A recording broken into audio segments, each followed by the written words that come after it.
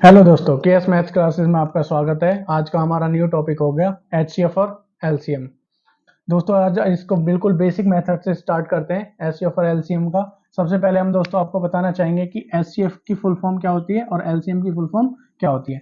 HCM का मतलब होता है दोस्तों हाईएस्ट कॉमन फैक्टर और एलसीएम की फुल फॉर्म होती है दोस्तों लीस्ट कॉमन मल्टीपल। दोस्तों इसको हिंदी में बोलते हैं महत्तम समावर्तक। इसको हिंदी में बोलते हैं दोस्तों लघुत्तम समावर्तक।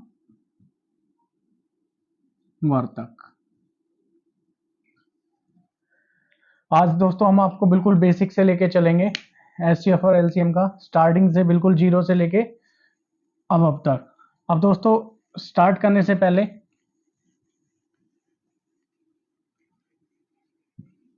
मैं इसका थोड़ा सा और बेसिक बता देता हूं आपको।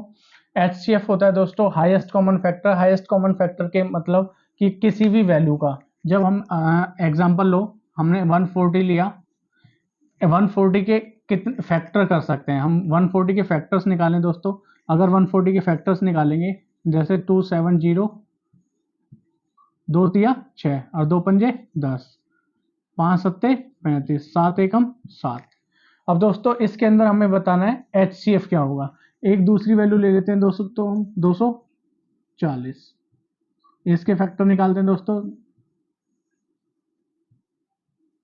2 छक्के 12 जीरो, 2 से करेंगे 2 30, 2 से करेंगे दोस्तों 2 एकम 2, 2 पंजे 10, 3 से 3 पंजे 15, 5 एकम 5। अब दोस्तों 140 के फैक्टर कितने होंगे। सबसे पहले 140 के फैक्टर कितने होंगे दोस्तों, 2 गुना 2 गुना 5 गुना 7। 240 के फैक्टर कितने हैं दोस्तों, 2 गुना 2 गुना 2 गुना 2, 1 2 3 4, 2 कितनी बार है दोस्तों, 4 बार, गुना 3 गुना 5।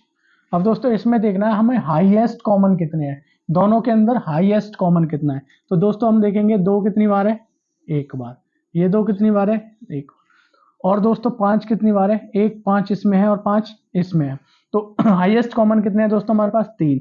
कौन कौन से हैं, तो एचसीएफ क्या होगा दोस्तों हमारे पास में, इसका एचसीएफ होगा दोस्तों 2। जो दोनों में कॉमन है हमेशा वही वैल्यूज लेंगे। एक 2 ये हो गया दोस्तों और एक 5। तो दोस्तों इसका एचसीएफ क्या आएगा, 2 दूनी 4 और 4 पंजे 20।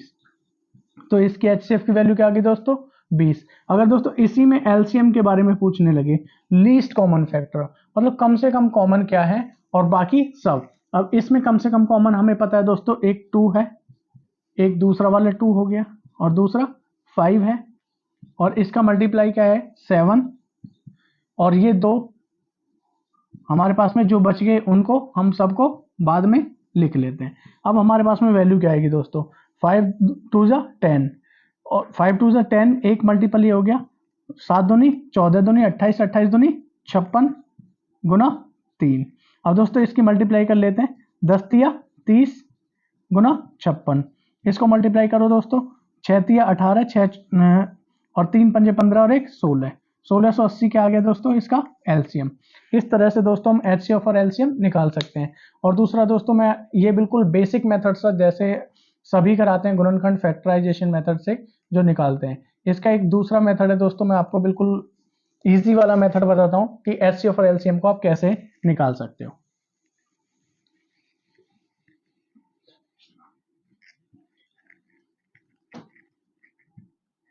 देखो दोस्तों, अगर आपसे कोई कहने लगे 15 20 का एचसीएफ और एलसीएम निकालिए, तो कैसे निकालोगे दोस्तों, दोनों के फैक्टर करोगे। एक मेथड तो ये बचता है दोस्तों कि इसके अंदर से इसका फैक्टर कर लो 15 और 20 के और यहां से निकाल लो। एक मेथड ये है दोस्तों, हमें क्या देखना है, दोनों के बीच का डिफरेंस देखना है। एक थर्ड वैल्यू और ले लेते हैं दोस्तों, 25 ले लीजिए, जैसे हमने 25 की जगह हम इसको दोस्तों 35 ले लेते हैं। तो क्या आएगा दोस्तों, इसके अंदर से एचसीएफ क्या होगा, तो मिनिमम डिफरेंस किन दो वर्ड्स के बीच में, किन दो डिजिट के बीच में, इन दोनों के बीच में डिफरेंस कितना है दोस्तों 5। और इन दोनों के बीच में डिफरेंस कितना है दोस्तों 15। तो मिनिमम डिफरेंस कितना है 5। तो इसका एचसीएफ कितना हो गया दोस्तों 5। और अगर एलसीएम की बात करेंगे दोस्तों, एलसीएम कैसे निकालेंगे? एलसीएम निकालने का तरीका देखिए दोस्तों, सबसे बड़ी डिजिट कितनी है 35। 35 ले लेंगे। क्या 20 की टेबल में 35 आता है दोस्तों? नहीं आता है। तो क्या करेंगे दोस्तों 20 के फैक्टर कर लीजिए। 20 के फैक्टर 5 और 4। 5 की टेबल में 35 आता है, बिल्कुल ठीक। 4 की टेबल में आता है, नहीं आता, 4 लिख लेंगे दोस्तों। इसमें 5 और 3। 5 की टेबल में 35 आता है 3 आता है, नहीं आता दोस्तों। यहाँ पे 3 से और मल्टीप्लाई कर देंगे। अब हमारे पास में 35 इंटू 12 मल्टीप्लाई कर दीजिए। 12 पंजे 60 और 12 तिया 36 और 6 42, 420 एलसीएम हो गया दोस्तों। एक तरीका यह है दोस्तों हमारे पास में, बिल्कुल शॉर्ट मेथड जिसको आप इजीली कर सकते हो और जल्दी से जल्दी बिना टाइम वेस्ट करे आप इसके क्वेश्चंस का आंसर दे सकते हो। और दूसरा मेथड दोस्तों यही वाला पुराना वाला मेथड जिसको सभी करते हैं बेसिक मेथड से। अगर इसका हम फैक्टर करते हैं दोस्तों 3 5 जा 15 और 5 5 5 1 जा और 20 का क्या होगा दोस्तों 5 4 जा और 2 2 जा और 2 1 जा 2 और 35 की फैक्टर करेंगे दोस्तों क्या आएगा 5 7 जा और 7 1 जा। तो दोस्तों इसके अंदर एचसीएफ निकालेंगे। एचसीएफ कैसे होगा 15 के, इसको रफ कर दो दोस्तों, बिल्कुल इसका स्क्रीनशॉट ले लीजिए। मैं आपको बिल्कुल बेसिक वाला भी मेथड बताता हूं कैसे। देखो दोस्तों बेसिक वाला मेथड देखते हैं। तो इसके अंदर से 15 के फैक्टर कितने हैं दोस्तों 3 इंटू 5। 20 के फैक्टर कितने हैं दोस्तों 5 इंटू 2 इंटू 2 और 35 के फैक्टर क्या है दोस्तों 5 इंटू 7। तो दोस्तों इन तीनों में कॉमन क्या है 5। तो एचसीएफ कितना होगा दोस्तों 5। और एलसीएम कैसे होता है दोस्तों, जो कॉमन है तीनों में वो बाकी जितनी भी डिजिट बचेंगी वो सबकी हम इनको मल्टीप्लाई कर देते हैं। हमारे पास क्या बचा दोस्तों 3 2 2 और 7। तो दोस्तों 5 2 जा 10 और 3 2 जा 6 इंटू 7। तो 6 से मल्टीप्लाई करो कितना होगा दोस्तों 60 इंटू 7 और 7 6 जा 42 420। तो दोस्तों इस तरीके से हम एलसीएम निकाल सकते हैं, बिल्कुल बेसिक जिसको हम फैक्टराइजेशन मेथड बोलते हैं। गुणनखंड विधि द्वारा हम इसका आंसर निकाल सकते हैं। और एक मेथड है हमारा बिल्कुल कंसेप्चुअल मेथड जिसको आप इजीली निकाल सकते हो बिल्कुल टाइम वेस्ट करे, बिल्कुल 4 से 5 सेकंड में आप एचसीएफ और एलसीएम का आंसर दे सकते हो जो हमने पहले मेथड बताया उससे। दोस्तों इसका आपको एक फॉर्मूला और बता देता हूं मैं आप लोगों को, जो पूछा जाता है अक्सर एग्जाम्स में क्वेश्चन आते हैं, बोर्ड एग्जाम्स में क्वेश्चन कैसे पूछे जाते हैं उसके लिए। तो दोस्तों इसमें मेथड होता है हमारे पास में दो कोई भी डिजिट हो सकती है, ए डिजिट और बी डिजिट। कोई भी दो वैल्यूज दे रखी होती हैं और इनका एचसीएफ और एलसीएम पूछ लेता है, एचसीएफ और एलसीएम पूछ लेता है। तो दोस्तों इसका फॉर्मूला होता है एचसीएफ गुना एलसीएम बराबर होता है ए इंटू बी के। तो दोस्तों अगर आपसे एचसीएफ पूछता है, एचसीएफ पूछता है तो आप क्या करोगे ए गुना बी अपॉन में एलसीएम। ऐसे आप यहां से एचसीएफ की वैल्यू निकाल सकते हैं फर्स्ट। अगर आपसे एलसीएम पूछता है दोस्तों तो क्या करोगे ए गुना बी और एचसीएफ कहां जाएगा दोस्तों इसके नीचे। एक मेथड ये हो गया दोस्तों। अगर आपको एचसीएफ और एलसीएम गिवन है क्वेश्चन के अंदर, एचसीएफ और एलसीएम गिवन है तो आप क्या करोगे दोस्तों, अगर आपको एचसीएफ और एलसीएम गिवन है तो एचसीएफ गुना एलसीएम। अगर आपसे कोई एक वैल्यू पूछ लेता है कि एक संख्या दी हुई है दूसरी संख्या बताइए, सपोज करो आपको ए की वैल्यू दे रखी है और बी की बतानी है, तो क्या बताओगे दोस्तों एचसीएफ गुना एलसीएम बी, ए को कहां ले आओगे दोस्तों इसके नीचे। इस तरीका से सिमिलरली आप कैसे कर सकते हो दोस्तों एचसीएफ इंटू एलसीएम। ए की वैल्यू निकालोगे दोस्तों तो आप बी को इसके नीचे लेके आ जाओगे। इस तरीके से दोस्तों आप एचसीएफ एलसीएम, अगर आपको किन्हीं तीन वैल्यूज दे रखी हैं, अगर क्वेश्चन के अंदर आपको तीन वैल्यूज देता है, कोई भी तीन वैल्यूज देता है और एक के बारे में आपसे पूछता है तो आप ऐसे करके उसका आंसर निकाल सकते हो। इसी के बेस पे दोस्तों मैं आपको कुछ क्वेश्चंस कराता हूँ, देखते हैं दोस्तों। आप इसका स्क्रीनशॉट ले लीजिए, बहुत इंपॉर्टेंट फॉर्मूला है दोस्तों जिसके बेस पे क्वेश्चंस अक्सर निकाले जाते हैं। इसके बेस पे हम 2 से 3 सेकंड में इसका आंसर निकाल सकते हैं।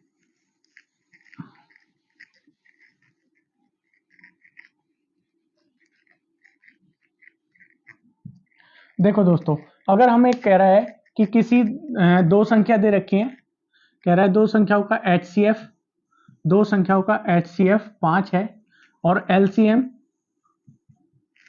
LCM हमारे पास में 420 है।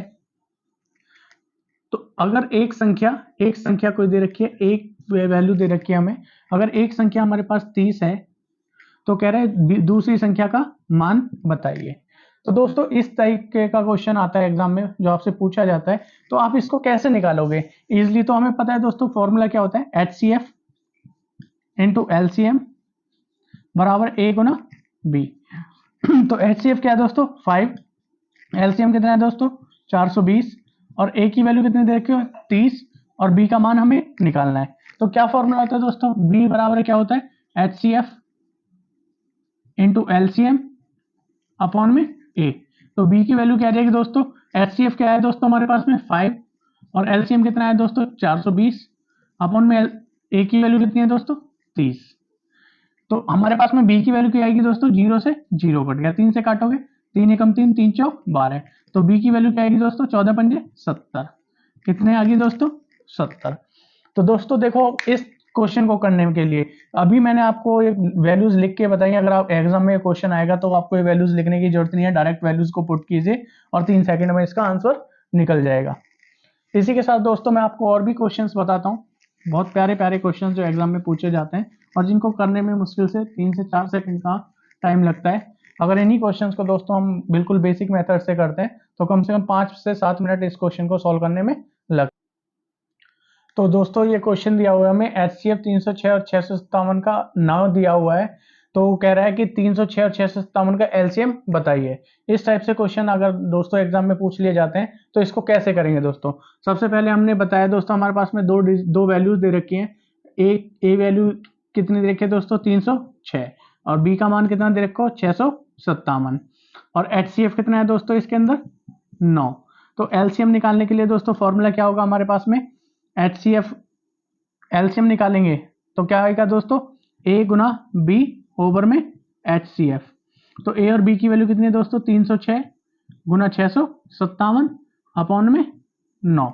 तो दोस्तों इसको काट लेते हैं, कितने पे जाएगा 9 एकम 9, 9 तिया 27, 3 बचे 9 चौक 36।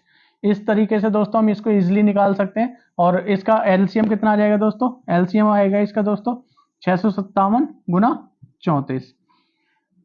अब इसका मल्टीप्लाई कर लीजिए दोस्तों 657 का 34 से मल्टीप्लाई करोगे कितना आएगा 4 से 28, 2 4 5 20, 2 22, 2 4 6 24 और 2 26, 3 7 21, 3 5 15, 2 17, 3 6 18 और 1 19, 8 3 7 6 13, 9 2 11, 1 12, 1 और 1 2। कितना आ गया दोस्तों 22 338। इस तरीके से दोस्तों आप इसका LCM निकाल सकते हो। और दोस्तों इससे रिलेटेड आपको और भी क्वेश्चंस अगर बेसिक से बिल्कुल जान लें और आपको बिल्कुल डिटेल में जाना है तो आप मुझे कमेंट करके कमेंट सेक्शन में बता सकते हैं। और आपके पास यदि और भी क्वेश्चन हो जिसमें आपको डाउट आ रहा है तो आप मुझे कमेंट करके बता सकते हैं।